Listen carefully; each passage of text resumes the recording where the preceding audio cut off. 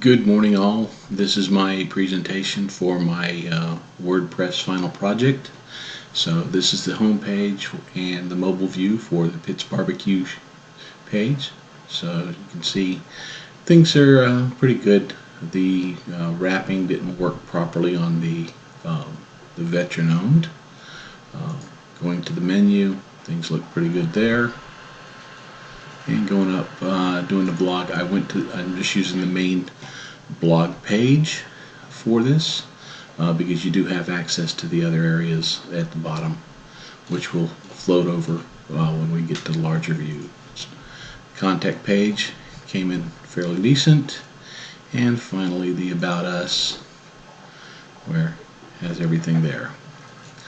So moving on, we'll take it out to about 800 pixels because that's where the first media query comes into play. So you see the menus there on the About Us, and you can see how they roll over. We did bring back in the others. So again, the contact form looks pretty good. Blog domain page, going to the articles, and then going over to customer comments. You can get those. So everything looks pretty good. Menus came in nicely, and again the home page worked out pretty good. And finally we'll move on out to the larger desktop view, which is here at this level. We'll go ahead and turn off the developer tools so you can see everything turned out nicely there. The menus shows up, and then the blog again. We've got the asides. I did want to point out that you've got the pagination taking place.